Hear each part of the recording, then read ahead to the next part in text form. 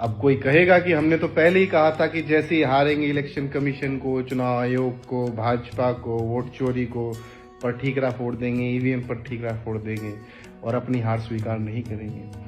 हार स्वीकार करने में कोई आपत्ति नहीं है, हम अपनी हार स्वीकार करते हैं, लेकिन यदि वो हार जनता द्वारा दी गई हो। मैं आपसे 2-3 सवाल पूछना चाहता हूं, बस आप मुझे जवाब दीजिए कि एसआईआर में जो 65 लाख नाम काटे गए, ईसी ने, चुनाव आयोग ने उसकी लिस्ट जारी क्यों नहीं की, और जो 21 लाख नाम जोड़े गए उसकी लिस्ट जारी क्यों नहीं की? पहला सवाल, इसका जवाब चुनाव आयोग दे दे, हम अपनी हार स्वीकार कर लेंगे। उसके अलावा आप बताइए कि चुनाव आयोग ने जितने आरोप राहुल गांधी जी ने, विपक्ष ने लगाए हैं भारतीय जनता पार्टी के नेताओं के 2-2, 3-3 बार वोट करने के, कोई दिल्ली में कर रहा है, फिर बिहार में कर रहा है, कोई दिल्ली में, कोई बिहार में ही 2 बार कर रहा है, तो उन सारे आरोपों के बाद इलेक्शन कमीशन ने उन पर क्या एक्शन लिया? इसका जवाब इलेक्शन कमीशन दे दे।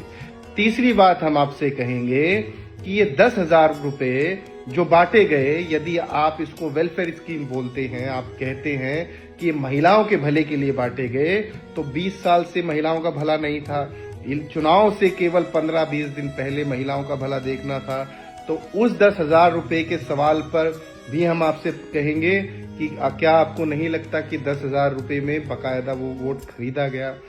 और इसके अलावा भारतीय जनता पार्टी ने अन्य राज्यों में जो मुफ्त में ट्रेनें चलाई बिहारियों के लिए, जिसमें भर भर के बिहारियों को भेजा गया, कोई टिकट नहीं लिया गया, जो इलेक्शन कमीशन की गाइडलाइंस कहती है कि आचार संहिता लगने के बाद आप एक वोटर को उसकी घर की दहलीज से बाहर नहीं ला सकते, उस आचार संहिता के भीतर भी भारतीय जनता पार्टी ने ट्रेनों में भर भर कर बिहारियों को बिहार भेजा। इस पर चुनाव आयोग ने क्या एक्शन लिया? अब आप बताइए, जब इतने बड़े स्तर पर इन सब चीजों को किया गया, तो कहां से इसको आप फिर इलेक्शन कहेंगे?